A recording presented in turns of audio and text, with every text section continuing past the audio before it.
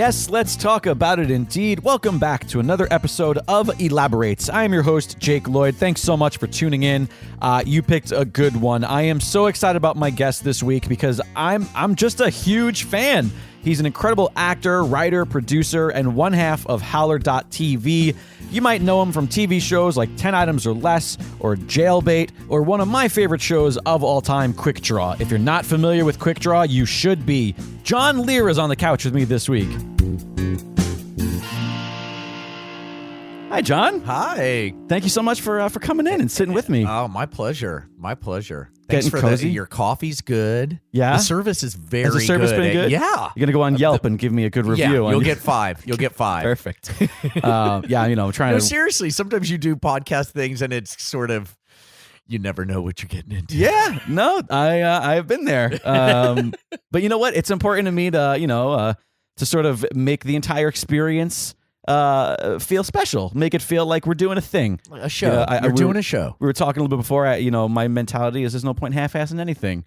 We got the logo on the TV for ambiance. We got it's got to get comfortable. Because if the entire time you're thinking like, oh, this is uncomfortable, or I wish I had this, then you're not in it. No. And and that you're right. That goes for everything. Right. It's kind of like Zen in the Art of Motorcycle Maintenance. You got to do it yourself and do it right. Right. Exactly. Remember that book? I don't. Have you? Oh, okay. I'm vaguely familiar. I sound like I've heard of it once. It's like every Gen Xer ever has read at least 20 pages of that book, but probably none of them finished never fixed the motorcycle right. either. Or fixed the motor. Yeah, exactly. So John, this is sort of an elaborate first because. I generally have some sort of pretense at this point of how I know a guest or how we've met. We literally have just met moments ago. You are so incredibly kind to come on. I reached out to you just simply on online. Yeah. Because I noticed we had a couple mutual friends, and I was like, you know what? I love this guy's work. I'm a huge fan. You and your entire sort of creative entourage are huge influences on me, and there's the golden touch. Like nothing that you guys have ever done has fallen short. I love it all. God bless you. And you were just so kind enough to respond. So I appreciate you coming. Well, my pleasure. I mean, I have a lot of, for me, it's like if you're going to make stuff, you're making it for people. Sure. Yeah. And so I'm very involved with the fans, viewers, people who watch our stuff. And I really want to, and I've made lots of friendships through that. Yeah. And I know that there are people out there who I there are people who get nervous for me because I'll like meet somebody will say, John, I want to be an actor. Would you mind meeting me for a cup of coffee? Oh, right. And I've done that. And really, and my partner Nancy is always like, please what don't do doing? that. Don't do that. But right. I don't know. It's just. It's and it's a testament also to just everything that you're doing with Howler.tv as well. Like for people who don't know, like you offer sort of online classes and seminars and like you're definitely, I think that you and I are cut from the same cloth, which is I think one of the reasons why it's not just your content, but also sort of who you are and who Howler and what Howler TV is.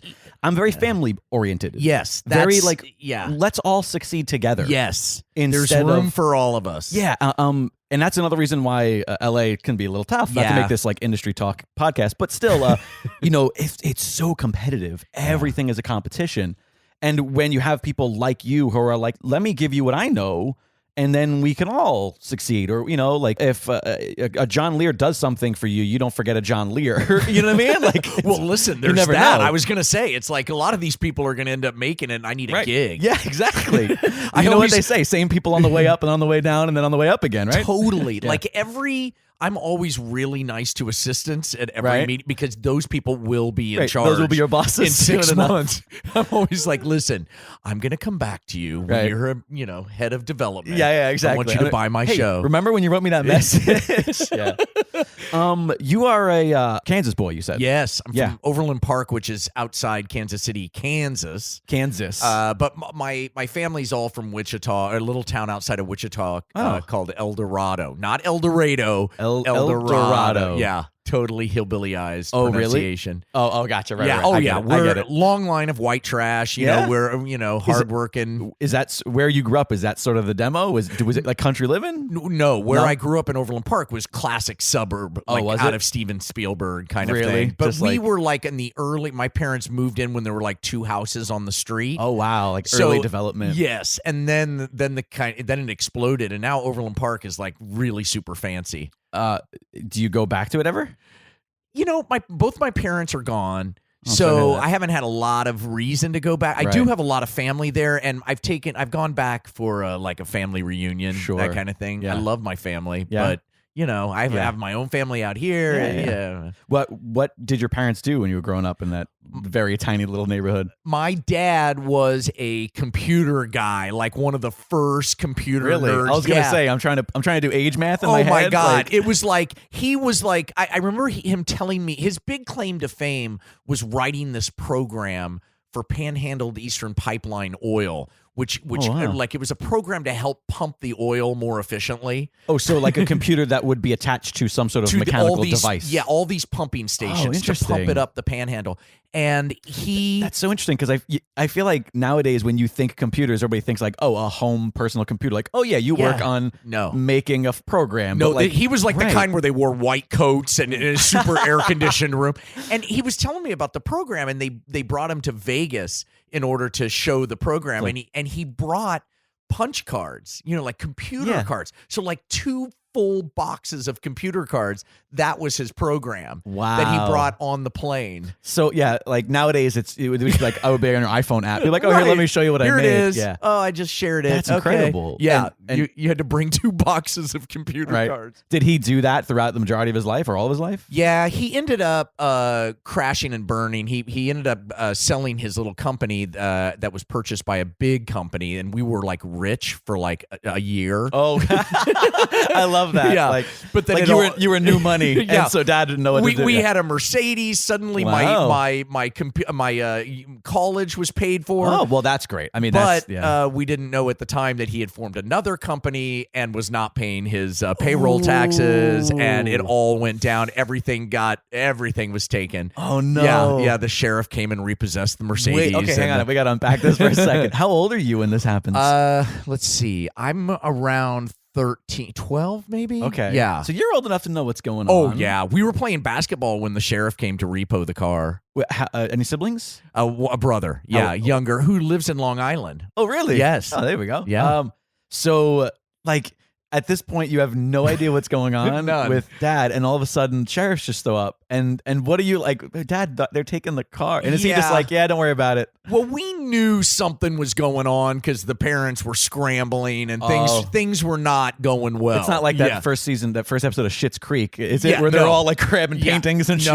No. I mean, we were still surprised. It's weird when somebody comes and takes your car. Yeah, but I mean, full disclosure, I've been there, and so it's I know, brutal, isn't it? I know that it's not a fun experience. It's like, you know what? This isn't your car, right? It's the bank's. It's the bank's car. Yeah, and you stopped paying for it. It doesn't matter who has the keys. That's the thing I learned. Right.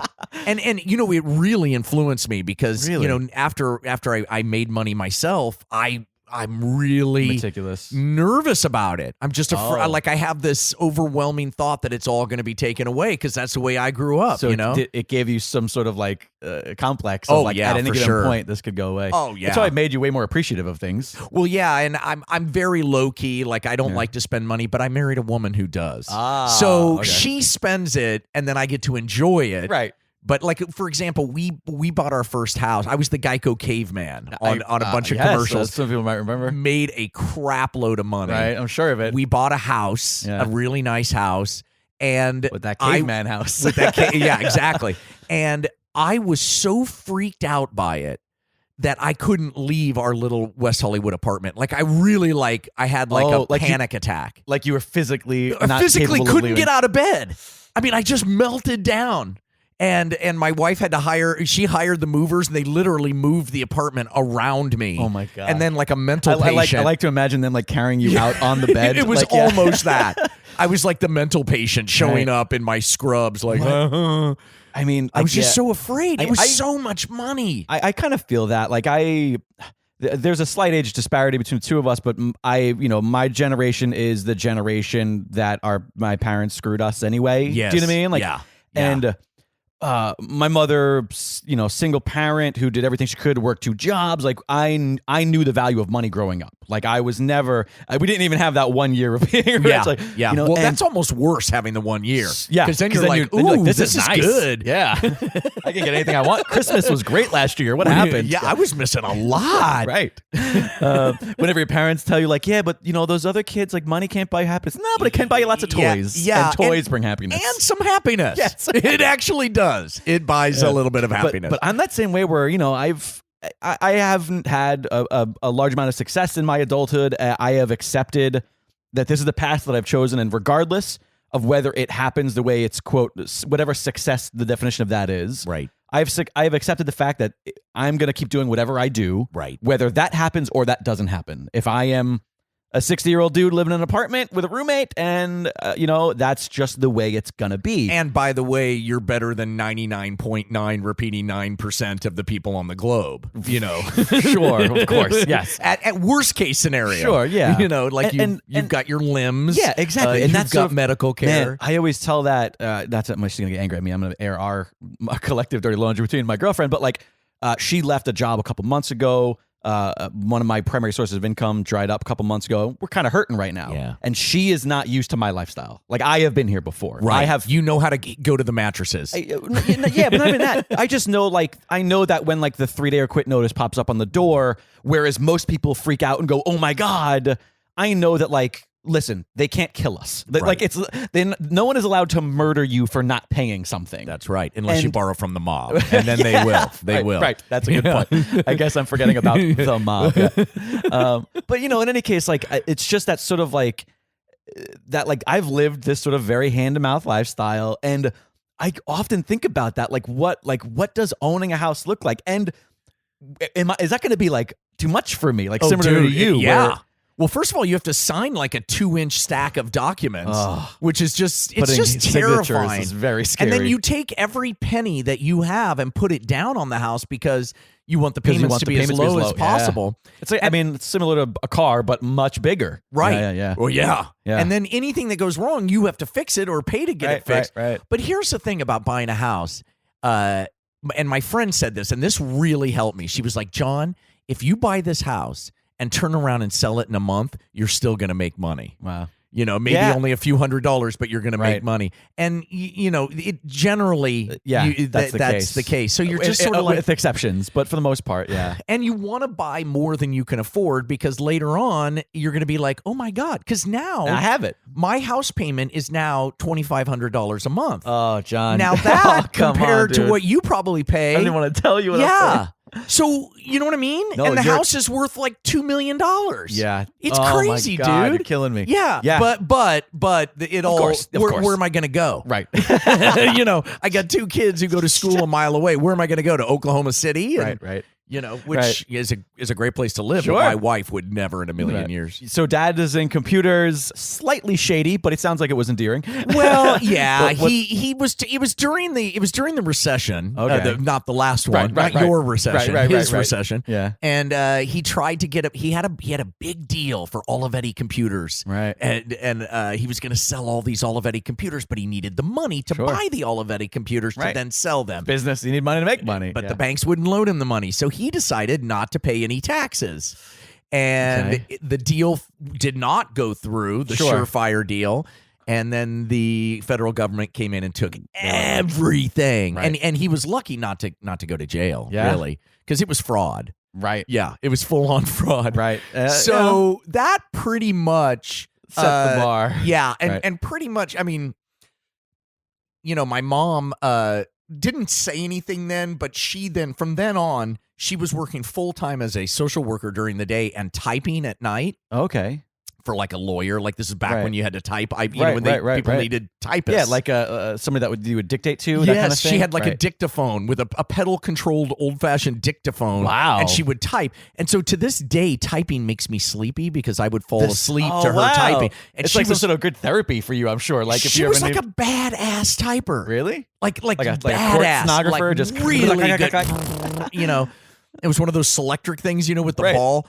And I didn't. She had pretty much checked out of the marriage at that point. Oh, really? But it wasn't until I was 20 that they dropped my younger brother, off at college. And on the way back, she said to my father, "Hey, drop me off at my friend's house here."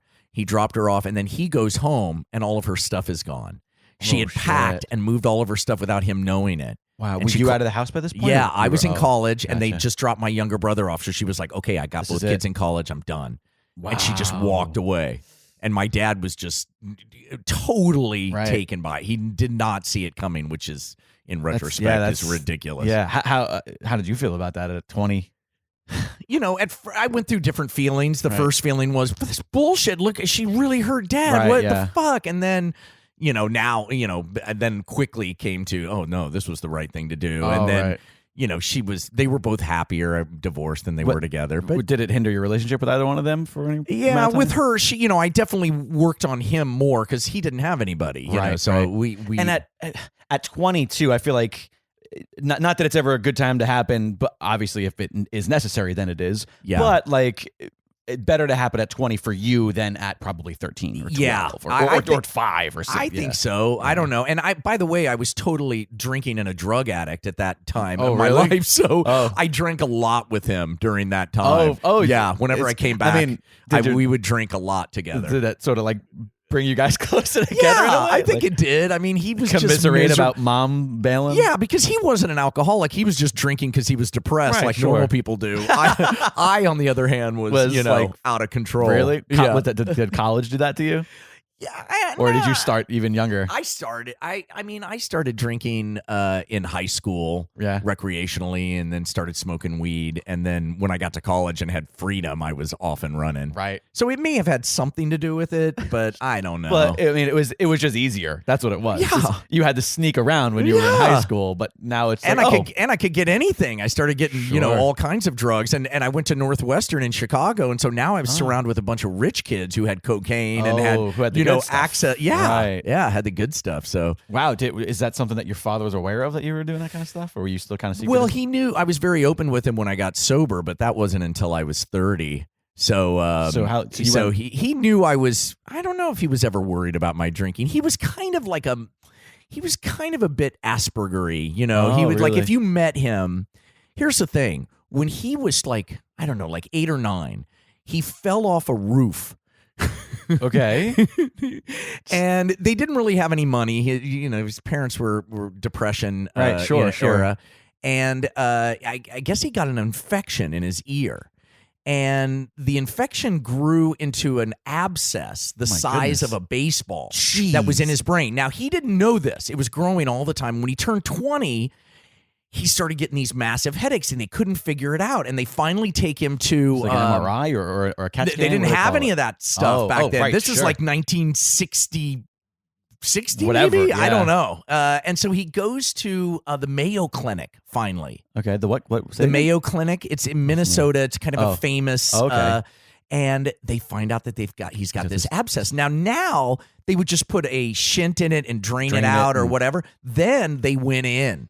So they cut him open, opened up his brain, his head, his skull, cut out this abscess and put his skull back together. That is insane. Yeah. And he was like, so he had totally amnesia, and had to kind of re-get his ability to talk. So he sort of had, like, his brain probably had to sort of relearn a lot of shit. Yeah.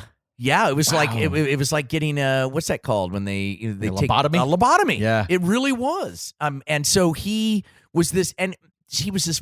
So he was very odd, but that's all I knew. That's all I knew. You just had a weird dad. Yeah, he was just like super nerdy, weird dude. When did you find out that had happened to him? Like, my mom after the divorce and after I got sober. My now wife, when he came to visit, she was like, "What is wrong with your dad?" And I'm like, "Oh, he's weird." And I knew vaguely he had an operation, but I didn't really know. And then I asked my mom, and she told me the whole thing. And all of a sudden, you were like, "God, my entire childhood is so much clearer now." Yeah, I mean, it's just he was handicapped, and I didn't know it. I thought he was. But I mean, it clearly didn't impede on his intelligence very much. No, he had a great job and working. Very bright guy. But it was probably just whatever that function was for social interaction. That was it. He love was something he didn't really understand. You know, he was like Spock kind of from Star Trek. Right. So a little. Yeah. But you'd love him. I mean, he was fun to be around. Sure. But after talking to him for about a half hour, you'd be you start putting stuff together. Something's up with this dude. Do you think that affected the way that you treated people growing up? I don't know. Probably. I mean, Jesus, that's such a profound thing. It it probably affected me it probably affected the way I pee. You know, I mean, God knows. Well, I mean, because you figure like you treat people primarily as the way that you think your parents treated people as a kid. Like you watch and you go, oh, that's how I deal with strangers and people and stuff like that. Yeah. So I wonder if that's if anything, it might have lent itself to you being kind of funny. Like you being like it might have been where comedy came from. Could be because like I mean, not for nothing, but now that I'm thinking of it and putting a lot of stuff together here. You play sort of Asperger-y characters That's right. in a lot of shows. My brother says that, because I really only have one character. I mean, I'm not really an actor. I'm more of a writer who acts. Right. And all my characters basically explore the same concept. I mean, it's like the incredibly unself-aware. Yeah, oblivious. Desperate for the attention. Yes. Desperate for, yeah. But also very sure of himself. The most confident that anybody could be confident. And without any understanding of why people know that he's ridiculous. Right. Yeah. There's similarities between what was 10 Items Less is Leslie? 10 Items or Less. Leslie, and then obviously Jailbait was Ozzy, and then QuickDraw was Hoyle, Sheriff Hoyle. And my brother jokes around. He's like, you only play dad. That's all you do is play so dad. There you go. And I'm like, you know what? You're probably right. That's probably where a lot of that came from. But if you don't mind, can we talk a little bit about, you said that it was sort of presented in a lighthearted way, but you clearly had a problem of some sort that forced you to get sober. Yeah. That lasted long out of college, it sounds like. Oh, yeah. I drank and used drugs pretty seriously or very seriously from 18 to 30 probably. Okay, wow. So a 12-year run in there that was really, got really nasty. I ended up in jail in Ventura County Jail on LSD. That was and other things. And charged with possession of narcotics and possession of narcotics with intent to sell. Oh shit! Has that prevented you from doing things like all since then? The charges were dropped? All of them. I didn't even get a DUI. They screwed up the search, and it all was dropped. So you got lucky from like some sort of clerical error or something. I got totally lucky, and it's expunged. Actually, I wrote my lawyer not too long ago and said, hey, I'm looking for the picture that they took because I was doing some comedy about it. Sure. And I wanted to put my picture up. Yeah, totally. And he was like, you know what? It's best we don't stir up anything. And I was like, what? Wow. This many years later? And he's like, let's just leave it alone. You don't want like that. You don't want like that detective at his desk like, this is the one case that got away. All of a sudden is like, I'm going to bring down John Lehr. God, it scared the crap out of me. I'm like, seriously? We can't. And it's like been 20 years. Right. And he's like, just leave it alone. I'm like, whoa, okay. Right. What were you doing throughout this? First off, let me ask this question. Where did you go to college? Oh, no, you said, I'm sorry, Northwestern. Northwestern outside of Chicago. And you went right there out of high school? Yeah. What were you studying there? Theater drugs and drugs and sex. Right. Theater and education. I double majored. I actually taught elementary school in Chicago for a number of years. And was it before you were 30? Yeah. So I was totally out of my mind. Wow. And then I substituted in South Central High School here in LA when I first came out to make some money. Wait, just like young kid, you said? Like high school out here. High school South Central. I mean, it was hardcore. Yeah, I was like, the weird white substitute teacher. Right. It was not like what was that movie? Was it Dangerous Minds? Or Stand and Deliver? Sure. Yeah. No. Not a lot of that going on. No. They were At first they were like ragging on you, making fun of you, but then like you turned your chair around and sat in the chair backwards, and then everybody respected them. Yeah. No. I stayed behind my desk and hoped that we would all survive the 50 minutes. I remember I sent around the attendance, and it came back, and at the very top it said, "Fuck you, white guy." Wow. All right. At least we know white guy was there. First name, fuck you. Yeah. You went to school for theater. And was that at that point were you just like, oh well, I'm just gonna teach because that's like, were you still acting? What were you doing through all this? Well, I didn't know that you really. I had never considered that you could make a living acting. Like it wasn't really within my world view. Like I didn't know anybody. I mean, I knew that others did it, but I don't know. I just never saw that. And I feel a lot of that comes from. Like the people who start acting when they're in their 20s, I feel like it has to come from, when I say I start acting, I mean getting money, being paid to act. Right. It has to come from parents or some adults in their life that went, oh, this is what you do. Yeah. Because I was the same way where I always know I wanted to be an actor. I wanted all these things, but there was nobody in my family was like, oh, well, then go to this school where they teach you that and then you get a job, or go to LA, or go to wherever it was. So it was just sort of like, oh, you want to be an actor? That's cute. This is what college is. Yeah, like, get a fallback, John. You sure. you can major in theater, but what's your fallback career? That was a term used quite a bit. Right. Safety net career. Yeah, safety net. So, it was implied that at some point I would get sick of the acting thing and get a real job. Right. So, I mean, you're obviously living a pretty high octane lifestyle from what it sounds like. But you're teaching. I was improvising at night. I was doing a lot of improv. Where? I studied at Second City. Oh, okay. But I wasn't really into their format. At the time, their format was very similar to Saturday Night Live. They did a lot of sketches, a lot of satire. It's not a lot of like character based stuff. It's not like I feel like a Groundlings is like a more character based. Yes. Second City is a more like sketch based. It was very sketchy, very presentational, and me and a bunch of like-minded people wanted to do stuff that we wanted to improvise a play, and they now it's called long form improv. Yeah. That was not a term that was around. Sure. There was the Herald, which is a type of improv form that Del Close was teaching. Yeah, absolutely. And but we formed a much more I don't even know how to describe it. Free form. And it was something that you kind of get done on your own. Yeah. We had a director, Jim Denon, who was just this mad scientist, and all of us that were just open to trying something new. Right. And it was big. It kind of a hit. Yeah, it was kind of a hit, and that got me discovered by a talent scout from Fox. And where were you during all this? Chicago. So you in Chicago? Gotcha. Yeah, and this talent scout from Fox. I mean, it's crazy now thinking about it. Had heard about our show, we made kind of a splash. Came and said, the theater company was doing like a 2-person version of our style at that point. That was super fast, super stream of conscious improv.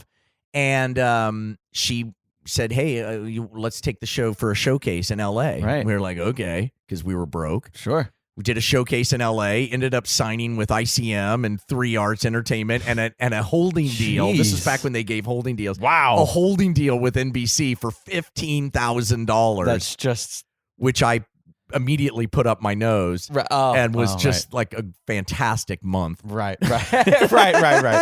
Well, so like, was it this sort of immediate success that made you sort of the catalyst for sobering up, or was this, if anything, like this put you in an overdrive? Yeah, no. This was the show was me and another guy, and we were being marketed in LA as a team, and we really weren't a team.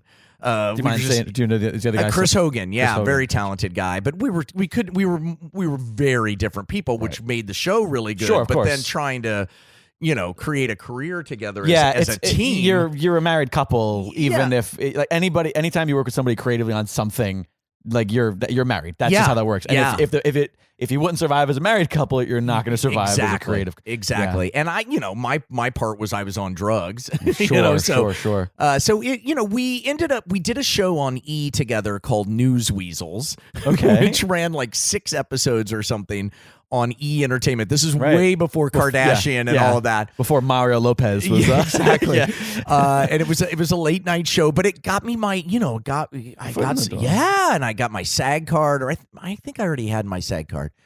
Yeah, I did, because I'd done some movies with Noah Baumbach. Oh, really? I did a movie called Kicking and Screaming. Yeah, I love that movie. Mr. Jealousy. I have a very small part in both. I was going to say, I don't recall you. I apologize. I had very long hair. Kicking and Screaming is a great movie. Yeah, it's really great. And so I had my SAG card from that and a couple other small gigs. But this was the first time I had insurance, and that was kind of the beginning of getting some recovery. Right. Was like I started taking I got therapy. Oh, that goes a long way. Yeah. Yeah. I mean, what do you think this is for me? Exactly, man. And Wait, was your now wife around at this point yet? She was dating Chris. Oh, yeah, scandalous. But this is way back, and it was 7 years later that she and I re-met after I got sober. I had like a couple of years sobriety. Gotcha. And then we started dating, and then we got married. Wow. So you guys did that thing where you come into it knowing each other as friends, Ish. Yeah. I mean, we knew each other. We didn't know each other that well. Let me ask this question. When she was dating Chris and you're working with him, did you like her? Yeah, totally. I mean, I thought really? she was hot. Right. I mean, totally. But did you? What I'm getting at, I don't mean like in the high school. Oh, I like. Did you? Because most of the times you can't stand your partner or friend's girlfriend. They were. I mean, they were just kind of sex buddies. So I didn't. She wasn't hanging around sure like Yoko. I'm sure she loves it. That's out there now. Oh yeah, I used to because Chris used to tell me everything that they were doing. Right, of course, so, like you do when you're in your 20s. Yeah. So every time I see Chris now and I'm with Jennifer, I bring up something he told me about. The worst. Yeah, remember the anal sex you were talking about? Oh yeah. God, you must be the absolute. You're great at weddings. Yeah. So what was there any sort of big catalyst other than the success for sobriety, and was that something that you accepted kind of easily? Or? Well, I mean, when I was arrested, I was scared. Right. Really scared because I was looking at some serious time because that wasn't the first sort of thing that happened. Yeah. It might have been the first real serious thing. But there were plenty of other. There were some notches on that belt. But seriously, I don't know why I stopped at that point. I mean, yes, there were substantially good reasons for me to quit, but there were substantially good reasons prior to that. I mean, I'd had interventions and people, really, yeah, all kinds of shit. Who would like host the interventions? Oh, my family and friends, not formal interventions, but people who would discuss. We got to talk to John, like personal, very small, like two people going, hey, listen, we want to talk to you. Yeah, you gotta stop this. Yeah. And people saying I don't want to hang out with you anymore, and so there were plenty. But so I don't know. I don't know why. That's really interesting because usually there's this like, that time I woke up in the freaking barn, I knew it was the over. You know what I mean? Like, well, it was a bad moment. Don't get me wrong. Sure, I mean, it was bad, but I don't know. I see because now I work with a lot of alcoholics, and some of them. It takes 17, 18 times to get sober, or some of them just one, like me. Who knows? So I was going to ask you, you're still sober? Oh yeah. I still am 21 years. Wow, congrats. Yeah. Well, at this point, it's like whatever. Right. And the fact that I partied so hard when I did, I didn't leave anything left. I didn't leave anything unfinished. I mean, I know that it's a cliche, but you got it out of your system. I did it all, man, in terms of sex and drugs. You took a 12-year Rumspringer. Yeah, man. It was, I did it all. Right. So I have no really regrets. And now I'm married. I'm a father, and it's easier. How soon after you re-met your now wife? Did you guys get married? Not long. I think we lived together for a year, maybe a year and a half. Yeah. And then wait a minute. Yeah, it might have been even less. It might have been even less than that. Really? But then when we got engaged, our engagement was a year, which I highly recommend. Yeah. It's good to have, be able to use the term fiancé for a while. Nice term. Yeah, my fiancé. Yeah. And it takes the edge off of planning the wedding, which sucks. Sure. Because your wife becomes some other person, Oh, like she becomes a wedding planner. Yeah. She becomes a fiance. Oh, dude, it a bride sucks. To be. The wedding planning sucks. It's just insane. I mean, I can only assume that the little that we've gotten to know each other here and just knowing, your work. Like, are you just the absolute worst? Is everything a joke? Is everything a problem? Because I get in trouble for that a lot, where it's like nothing is serious. Like, she hates. I mean, my wife and my family do not think I'm funny. No, of course not. And I have a big issue with that because funny paid for the house. Right. My daughter the other day was, Dad, you're not funny, and I go, you know what? I am funny. Because those pants that you're wearing that cost $83, a joke bought those. Yeah. Funny bought that. By the way, I'm not sure what's funnier, the fact that she said that you're not funny, or the fact that you were clearly very offended. Yeah, everything else I let slide. Right. Everything. But if you say I'm not Dad, funny, I'm dumb. like, no. Probably. In this house, I am funny. That's where I put the foot down. Wow, talk about like the need for validation. Yeah, you should be backing me up, you guys. Keep me funny. Yeah, but I mean, like, that's sort of par for the course. Dads, dads and moms, Speaking of which, were your parent? You said your dad was a funny dude. Was your He was you would laugh at him. I don't know. He was not really. Sure. He was just so eccentric. Right. My mom had a great sense of humor, and she cursed a lot, and she was pretty great. Yeah. So you think that's where some of yours came from? Oh yeah, yeah, totally. She was also a hardcore social activist in Kansas, man, in the 60s and 70s. Nice. So she was arrested many times. She was a hardcore liberal. Nice. And so I think she liked anything that was anti-establishment. Yeah. Or just sort of like stuff that challenged the system. And which a lot of my humor is in a social way. I challenge social mores, I think. Or that's what I think I do. I don't know. Yeah. Man. And that's it seems like a pretty common route is like, I had parents who were either extremely one thing or extremely another thing, so I had to be funny. Yes. Like very few successful funny people have the like, my mom and dad were just like run of the mill, normal folks. Normal upbringing. Yeah, you're right. Yeah, and that's the hardest thing about doing like stand up is because you're hanging around with a bunch of crazy people behind stage, and they're not pleasant people to be around. No, it's awful. Yeah. Everybody's just sort of a mental patient, and and they're all desperate for you to like them, yet simultaneously hate you. Yes. Yeah. They're like, I hate you. Why don't you love me? Yes. Yeah. See, I come from the improv world where in order to be successful, you have to support the other people. Yeah. And but stand-up is the opposite. Stand-up is just, I hate you and don't... Which is, it's weird too. I spoke a little bit, a couple weeks back, Chris Fairbanks sat down with me for an episode, and we talked a little bit about sort of like that unknown rivalry between like comics and improvisers, and how like there's that like, what you guys do isn't real comedy, and then they're like, what you guys do is pretentious and you're all jerks, and like... And everybody is right. No. Yes. Okay. Yeah. Well, they're all right. They are all crazy people. But did you feel like what drew you more to improv first instead of stand up was the camaraderie? Was the other people? No, I think it was just by accident. Really? There was an improv show at Northwestern, and somebody said you should audition. Right. And I auditioned, and I could not believe you could say whatever you wanted on stage, And so I just fell in love with that. Yeah. So that, of course, now is what I tap into when I'm doing stand-up, because I write in that, and then on stage, I think probably a less jokey written stand up right than others, which a little is more storytelling, like more I'm much more story based and all slip and slide around a lot, which can go, as you know, good or not so great. Yeah. When you meet your wife and you're sober a few years now, at what point is this in the timeline as far as what are you doing professionally at that point? I had just landed a show called Jesse on NBC. Oh, okay. I saw that on your when I was looking at stuff. Which it starred Christina Applegate. It only ran 2 seasons, and I played her brother who didn't talk. I was mute. Oh, I had taken a vow of silence. So you got paid like a background artist? No, I got paid full. That was the thing. I got paid full scale. To not say anything. To not say anything. It was a dream job because I... No pressure. No pressure. Hey, John, can we get that take again? Sure. Why? Yeah, why? I'm going to do the same thing. I just said it was incredible.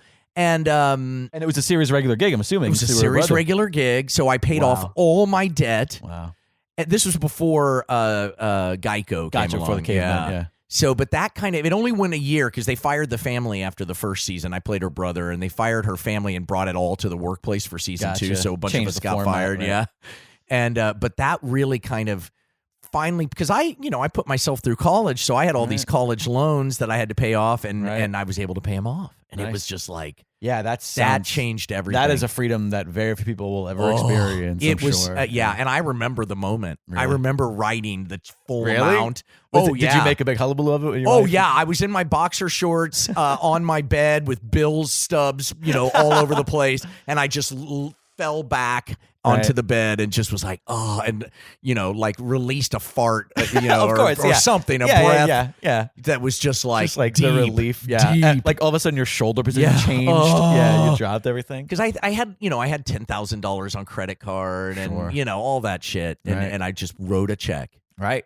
It was amazing. I can only imagine. Yeah, but then then I ended up getting married and buying a house, and then how soon did that happen? Did you guys buy the house pretty quickly, or did you stay? No, that was let's see, I can't remember. Yeah, it was shortly after that. It was about a year or two after that we decided to get the house. Right. My wife bought the house to flip the house.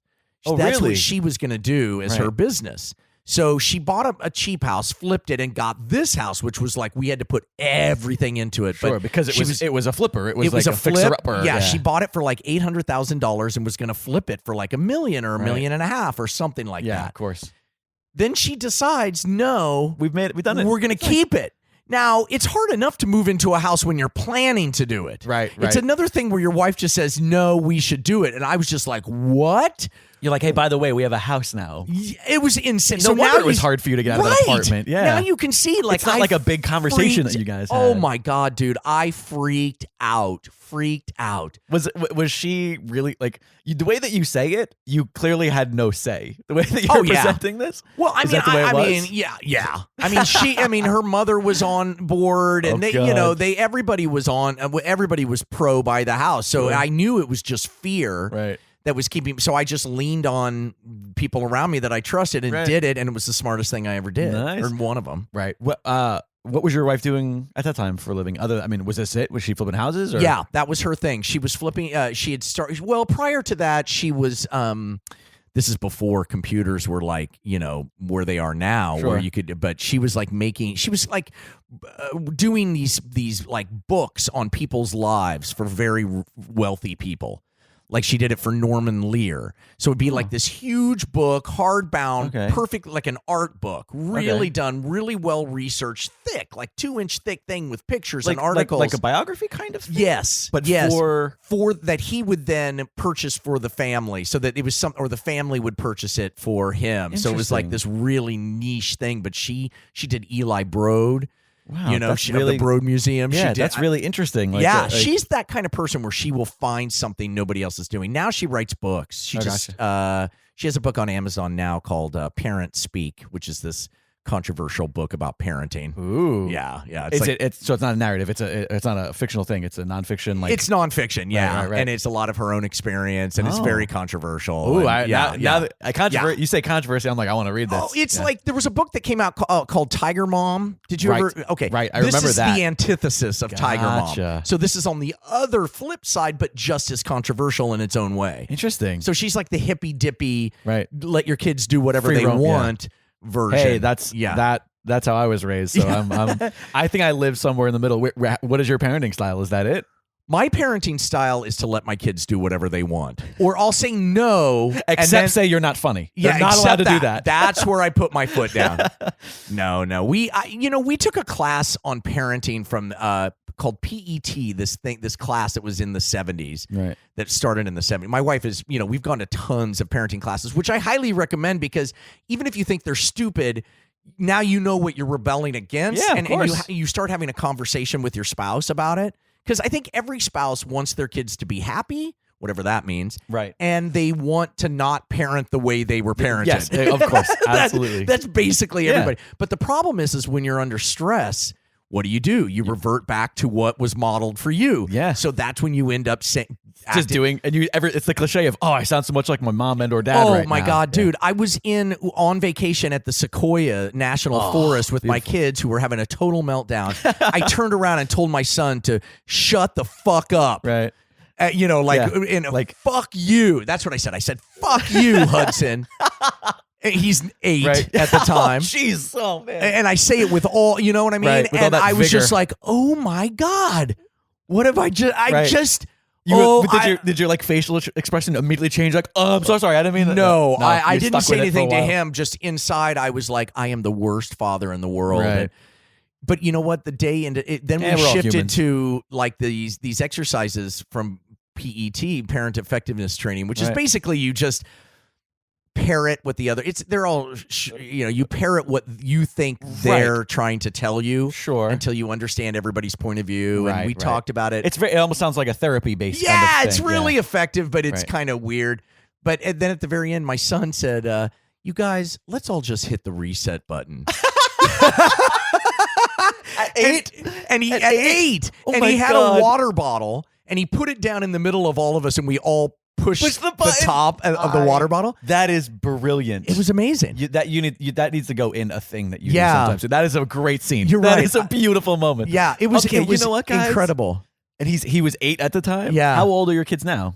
9. This was a year ago. Oh, that was only a year ago. Okay. Yeah. And you have 2, right? Yeah. And I have an 11-year-old. Oh, gotcha. So they were 8 and 10, or it might have been 7 and 9. Somewhere but in that range. Yeah, recently. Wow. Yeah. That's incredible. Yeah, it was incredible. And that's when we knew we were like, oh my God, we're good parents. We're doing something. Yeah. He says that. There's no such thing as I feel like it doesn't matter what you do, you're gonna screw something up, right? And all you could hope is that it's the littlest amount possible. That's right. As long as you don't think you know what you're doing, right, you're gonna be okay. For me, I obviously don't have any children, so I have zero authority on this whatsoever. I have no right. You have just as much as most. Yet I have a lot of opinions. I have a fucking litany of nephews and nieces. My brother has 3 kids.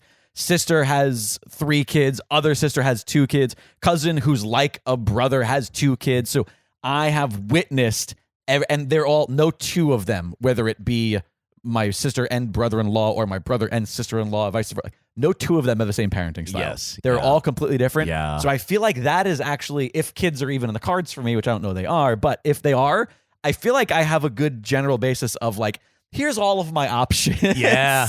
Yeah, and man. Like, and the way that, and watching the way that it affects certain kids, like, because there's definitely some things that, you know, I can watch my brother say to one of his daughters, and then the exact same thing to the other daughter, and they like completely different effects. Yep. What are your kids like? My son is basically feral. He's completely, a wild man. He's completely wild. It's from the caveman. That's yes, why he got a little bit of that caveman from you. He is into parkour. Oh God! And he is like unbelievable. Really? Yeah, he's like a phenom. Now listen, my wife and I, at 9? At 9, dude, he trains with 20-year-olds. My son does a backflip off of the garage roof and lands it on the grass without any padding and just rolls out of it like a ninja. You're okay with this? Well, to an extent. He didn't just do that. He, he's over the year, ever since he was 3, he started doing shit where we were like, oh my God, he's doing really more athletic than the other kids. And my wife and I, we're both artists. We have no athletic ability at all. But more and more people were like saying, you know, your son has something. Right. And so he's one of these guys who can look at somebody doing something physical on YouTube and then do it. Interesting. And it's intense. Wow. But he has no interest in anything that's structured. Oh, like gymnastics, right. So, which is why parkour he enjoys it, because it's like all about. Does he like watch action movies? Is he into like stunts and that kind of stuff? Yeah. Anything physical is his thing. But he also, a big part of the parkour community is it's like skateboarding. They shoot their stuff and then edit it, and so he's also an incredible editor. Oh, nice. And that's a nice. So that's his skill. whole thing. And then he writes his own music. I mean, he's just at like 9. It's insane, man. And it's all on his little iPad. Right. It's incredible. And then my daughter is 11, and she's like a classic tween, like super bright, super on it, very confident. Of course, just announced that she's a tween. She knows everything. Oh my God, she knows everything, and she actually does. Oh, you know what I mean? Right. It's like that one. And she just announced that she's going to get her head shaved because she's way into Emma. That's kind of awesome. I mean, I don't know how you and your wife think about it, but we're fine with it. But the grandparents totally freaked out, right? Because she wants to get it shaved and dyed. Lovely hair off. Oh yeah, because she has beautiful long hair. She's going to shave it and dye it green or something like that. Wow. We're like, whatever. And the grandparents are this is outrageous. Well, not for nothing. The fact that she even knows who this girl is, she knows what's happening enough to like her and like be inspired by her. That is incredibly inspiring to me. Totally. She's incredible. At 11, I couldn't wipe my ass. You know what Seriously, I mean? And she's like just so on it and so connected and aware and positive. That's something that kind of worries me about some of my nephews and nieces. I feel like a group of them are very sheltered and very it sounds like you guys have a generally liberal family all throughout, especially with mom and dad. Like, I wish I could say the same about mine. They're kind of on every side of every issue, and a lot of times where I'm just sort of like, what? at some point, fun uncle is going to have to turn into uncle who tells you what the fuck is going on in the world. Well, that's a good role, when they get older. Yeah, totally. Yeah, it's hard, dude, because you can go the other way too, right? Where you overexpose them to the world, and then they're scarred, or and so it's constantly writing this line, right? Like, how much do I let her freedom? It's all about the devices. It's all about online. That's where. Let me ask you about that. This is a totally separate kind of thing, but just because you brought it up, it's a thing that I always sort of struggle with as a creative type who's working his ass off to make film and shows and everything. Right. And my nieces are like, everything that they consume is a YouTube video, a YouTube channel. Yeah. And everything that they consume for the most part is a like non-narrative. Yeah. This is a video of some girl in her freaking bedroom making a thing, or like a arts and craft thing. And I'm not saying that is bad, right, but it is the only thing that they consume these days. Right. And I am petrified that we're gonna have a nation of people who have no interest in storytelling. I think it's a legitimate point. Yeah, it's a legitimate point. They are, and it's not all bad, like you said. Sure, no, because my daughter was, I'll try to. The way I deal with it is I watch with her, right? So what I try at least a little bit, yeah.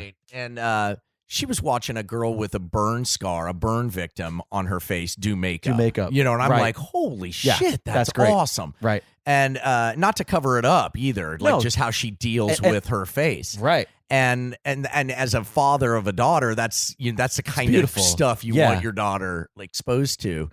And so that's amazing, but you're right. They don't watch any narrative stuff. I'm also afraid, are there going to be comedians in 20 years? No. They don't think.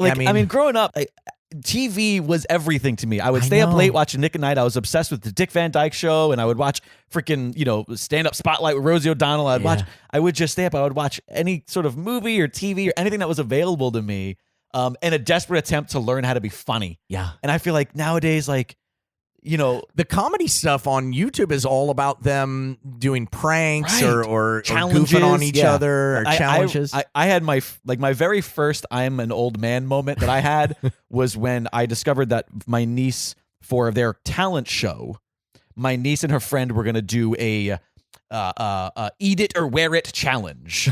That was the thing where they present something and you have to decide whether you're going to eat it or you're going to dump it over your head. And I'm like, this isn't a talent. This should not. I was such a crotchety old man. I was just like this is no. You should do old Uncle Jake. Yeah. But you seem to be dealing with it better than I am, and you actually have children of your own. So I just, I'm just surrendered. I mean, there's nothing you can do. Right. So just keep going. Right. So.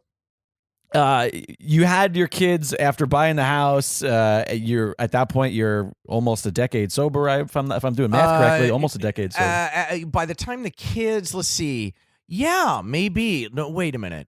Around there, right. Yeah, maybe 6 or 7 years. Nice, right around there. And when does 10 Items or Less come along? God, I love that show.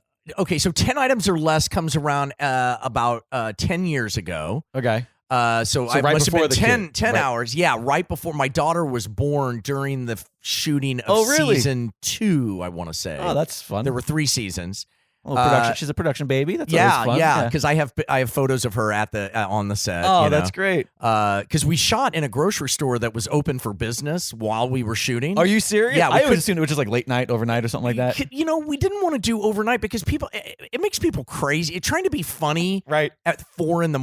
is your brain doesn't work. You're foggy. Yeah. So we decided, no, let's shoot it while it's open for business. It'll be cheaper, which it was, and it was great. So a lot of the extras that you see in the show were real shoppers. Yeah, that is fantastic. Yeah. And then occasionally we would improvise with them, and then sometimes that cut would make it into the show. That's amazing. Yeah. I mean, we also had extras too. Sure, yeah, of course, just for moments. Yeah, because there were certain times. Sometimes nobody was there. Yeah, right, yeah. Exactly. One of your cohorts, guy you always work with, Bob Clendenin. Clendenin. He is absolutely brilliant. I love him. I ran into him at a Ralph's of all places, and I was. Did you go up to him? It took. Yeah. I just said hi, and I was like, "Hey, man, I absolutely love everything you do with John." And I'm a huge fan. And at that point, QuickDraw was in its first season, and I was just like, I was like, God, I love what you guys are doing. Keep it up. And he was incredibly kind. Yeah, and he is I didn't good like accost dude. him and too badly, but it did take everything in me to not just like walk up to him and start talking to him like he's in. Right. I was like, he's in a supermarket. Right. This he is was so like, perfect. yeah. He played the stock boy. Right. Yeah, he is. I mean, he's on everything. You see him everywhere. He's got an Apple ad running now. Just a great character his actor. His face, and and he's such a good actor. Like, he's a legitimate actor. Doesn't he have like a master's? Yes. Yeah. Yes, he does. Which we used to make fun of all the time whenever we dressed him up in some cockamamie outfit for 10 items or whatever. Right, some goofy. Bob, what's your pedigree? Oh yeah. Because another actor was from Harvard, got his grad from Harvard. Oh, really? You're a Harvard grad. How does it feel? And we'd have him in some Star Trek outfit or whatever. I love it. Fantastic. Really utilizing their skills. Yeah. Aren't you glad you paid for that tuition to be dressed up like a goof in a supermarket? So let's get to QuickDraw real quick, because I feel like time has flown by already. I try to keep these pretty tight, but we got to talk about QuickDraw before you leave, because it is one of my absolute favorite shows. Well, I tend to stay away from the let's talk about projects in the show, but I'm too much of a fan to let this go, John. Well, so I apologize. Me too, man. Me too. I love that show. How did that show come about? Because it's, in my opinion, for people who don't know or haven't seen it yet, you should stop this right now. Go watch both seasons on Hulu and then come back and finish the episode. It's also free on Yahoo. Oh, it's free on Yahoo. If you don't have now. Hulu, you can go to, I think it's Yahoo View or something like that. Anyway, if you Google QuickDraw Yahoo. It's, in my opinion, it's the most original show of the past 10 years, hands down. Ah, dude, thank you so much. It is a modern-day comedy set in the Old West. Right. That's right. I don't know how else I could pitch it. Yeah, that's a good way of doing it. Incredibly, super great cast. Really, great improv, but not so improv that there's no through line in stories. We love having we want a strong narrative, especially in a show like that where there's a crime. Yeah, you need it. Yeah, it's sort of always a crime drama. That's right. We always saw it as like a CSI meets Gunsmoke. Oh, or I love something that. Like that. Yeah. The main character, Hoyle, John Henry Hoyle, is a sheriff that's new to town. He went to Harvard, and he'll let you know repeatedly. Like every Harvard graduate. Let me see if I can remember this correctly. He failed jumpers negotiations, but he did get a B+ in gun club, right? Okay, I remember that. He minored and then changed his major. In just about every subject that we need. Right. Anytime something comes up, he goes, "Well, I was a minor in this at Harvard. My freshman year, I majored in." One of my favorite moments from that first season is I can't remember which episode or what the scenario was, but he's just saying I really should have something printed about everything at Harvard so I could hand it out so I don't have to tell everybody about it all the time. It's so good, but obnoxious. In any case, how did that come about? It was the craziest, weirdest thing. I have always been fascinated with the Donner Party.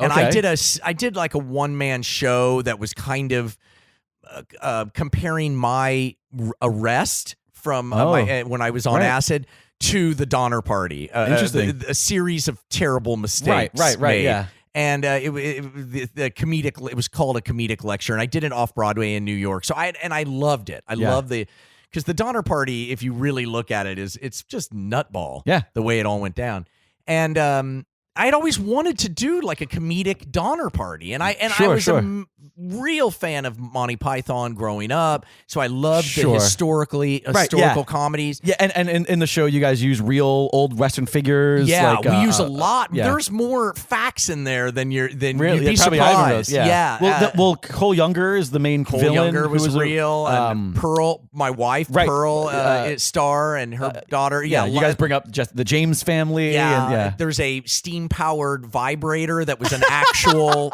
thing. Right. All these things. So I'm a history buff, so I just really wanted to do it. And I went to go visit my friend who is getting his PhD in sociology and what do you call it when you're looking for bones? Archaeology. Southwestern Indians. And I came back and I was like, Nancy, we've got to do this. We've got to do, and that kind of morphed into essentially Gunsmoke. Right. Yeah. We wanted to do Gunsmoke. Yeah. And then the Harvard thing. Nancy's brother went to Harvard, and we were joking around about it. Because he probably brings it up all the time. Well, he doesn't, but Harvard people do. Right, and yeah. I just, It's so it just good. kind of morphed, and we went out and shot some footage for nothing on our own dime. Where out did in the you shoot desert. that? Joshua Tree. Gotcha. Yeah, we got a bunch of friends to come out there and do it, and we shot like a know about that. 5-minute Yeah. sizzle reel and sold it. That's so great. Yeah. It's such a great show. Everybody's got to check it out. We're working on the movie right now. There's Oh, going to be a movie. wait. Is this the first time you've mentioned it? Yes. Well, Yes! No, I've mentioned it online a couple of times, but I it's was hoping very for that low key. exclusive. Yeah. Well, it's been very low key, but yeah, we have. It's in the Incredible. works, so I'm we'll see. So happy to hear that. Yeah, I mean, it I've is- never been involved in movies, producing movies before, and apparently the bottom can drop out at any moment. Sure. It's Depending on how it's made. Absolutely. But right now, it looks like we're looking good. Oh, yeah. I'm so glad to hear that. 'Cause I remember like when season 2 was over, and I think that was when I reached out to you, and I was just like, hey, I love the show. And you were like, yeah, we don't know about season 3 yet. Everything is up in the air. We have no idea. And then ultimately, it either remained up in the air or you got bad news. Yeah, we that- finally got some bad news, but it took a long time because it's one of the most popular shows on Hulu. So rightfully so. So it still gets a lot of hits, and it does well for them advertising wise, Especially as like a Hulu original. right. So they didn't want to let people know that it was canceled. Right. And which begs the question, why did you cancel it? But we don't really know. We don't really fully understand. Right. It was politics, and it was a new, it was the same old thing. New executives came in and they wanted to do their own stuff. Right. But man, I mean, that is so great to hear that there's a movie in the works. Yeah. That warms my heart. And it's going to deliver. Everybody coming back? I finished the script. Yep. Everybody. Are you Nice. kidding? Yeah. Everybody's back. Great. And we finished the script, and I think it will deliver for fans. Oh, It's so written excited. for fans. That's so great. So that it picks up 1 year to the day after the last episode ends. Nice. Yeah. So Nice. You'll see. So sometimes passes a little bit of like, oh, this is what they've been up to, as well as the turns new out a adventure. lot's happened in that year. Oh, I can't wait. I can't wait. Everybody, you've got to check out QuickDraw on Hulu if you haven't seen it already. It is just so incredible. And and by the way, the free link you can get from going to our website, which is Howler.tv. howler.tv. There's a QuickDraw link there that'll take you to the free to watch it for free. Watch it on Yahoo, you said it was? Yeah. Right? Awesome. And check out Howler.tv in general. If you're a fan of comedy, you will love it. If you are in comedy or an actor, there are so many. You guys have a really fantastic Patreon package where people can watch these really great sort of free seminars where you just discuss pitching shows. We're just kind of figuring all that out, and people love it, and so we're into it. We're going to keep doing it. Well, it's like we talked about at the top of the show, like your willingness to sort of share yourself, your talents, your abilities, and also just like the information that you have. Right. Somebody who's been through the ringer, and has had a show and has had this and that, like. I mean, the knowledge that you have, I'm sure, is invaluable. Anybody who's interested in either selling their own stuff, if you're a writer, if you're a comedian, if you're an actor, you should definitely check it out. This has been so great. Jake, so glad. my pleasure, man. So where else can people find you online? JohnLehr.com. And it's Lehr. It's Lehr. But Howler.tv is the best place to get me, or on Facebook.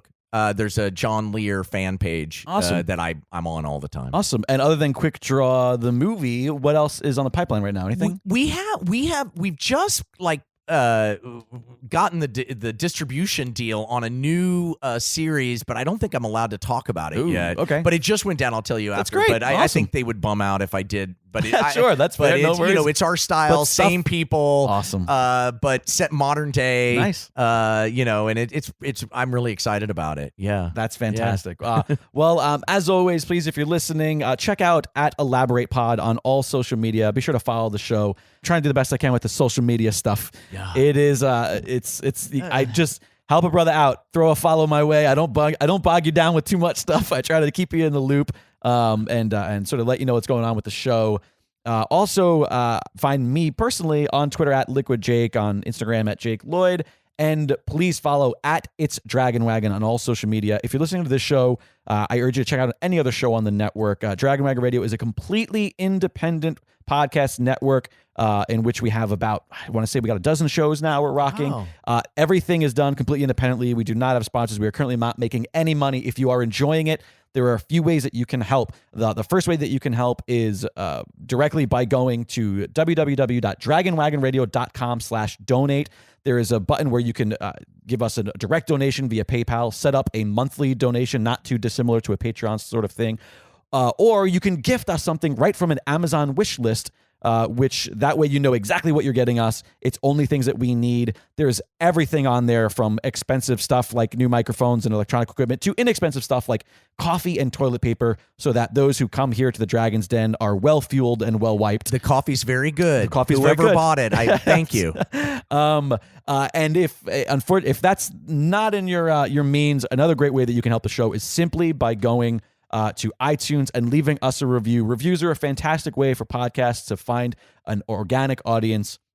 iTunes pretty much exclusively uses rating and reviews to place your podcast on a search or to place it in a chart. So leaving that review will take just a few moments of your time, and it goes an incredibly long way. So please do that. And lastly, if you don't mind, really quickly, I just want to say thank you to everybody who came out to the LA premiere of my debut feature film, Pinch, last week. I know we had an episode last week after it happened, but I had recorded that before it actually happened. So now I'm officially in real world on the other end of it, and it was an absolute blast. I want to thank everybody who came out. I want to thank Gustavo and the North Hollywood Cinema Festival. It was an incredible screening, an incredible event. The Lemley NoHo is a beautiful theater. I also want to give a huge shout out to Cheryl Jones of Movies Made Me, an incredible podcast that you should listen to. She made the long trek up and is just so incredibly supportive. Thank you so much to you, Cheryl. If you're not familiar, go check out Movies Made Me. It's a great podcast. John, I want to hook you up with her. Yeah. I feel like you should do it. It's a great podcast where she tasks you with finding the 5 movies that were the most influential on you. Oh, easy. Really? Because I had such a hard time. Really? I had like 10. Well, maybe she just gives, it's just 5. You have to pick 5 movies, and then you get 3 other things that are just non-movie related that you can also talk about. But it's that 5. 5 movies. Maybe it would be hard because I had like 10. Easy. Wow. One of my absolute favorites, actually my number one most influential movie, which is part of the reason probably why I love QuickDraw so much, City Slickers. Oh, City Slickers. City Slickers is one of my favorite movies of all time. Great movie. I talked about that when I was on her show. But anyways, thank you so much to Cheryl. Thanks to everybody who came out. That was a really great experience. And hopefully we have another LA screening soon. Hopefully we can nail some distribution down soon and you can watch it on VOD. That would be delightful. As always, please be artists, not influencers. Create art, not content. Thank you so much for listening. John, thank you so much for coming. Thanks for having me, Jake. Love you, sir. Yeah, love you. Great podcast. Hey guys, I am taking a minute to sit down with 2 incredibly humorous humans. Oh, you see what I did there? It's an alliteration. It's Paul Bianchi, it's Sarah Oliver, hosts of Myth Understood. Hello, Jake. How's it going, Paul? I'm so excited to tell you all about Myth Understood, and so excited that I'm going to pass it off to Sarah right now. Oh boy, I know very little about Greek mythology, and Paul tells me a new Greek myth every other week, and I make fun of it because I'm terrible. And you guys are a sketch team and comedy duo, so you guys tend to break into improv and sometimes take the of these characters and bring them to life. Yeah, and we use hilarious. wacky characters, and in fact, can you give me an example of a wacky character right now? Can you be a creepy giant? Hey, what's going on, guys? Yeah, that's pretty creepy. Right? I like that. Nailed it. You should have me on the show sometime. Nah. How do people find Myth Understood online? You can go to mythunderstoodpodcast.com, or you can check us out on iTunes, Stitchers, Google Play Music, and all sorts of places.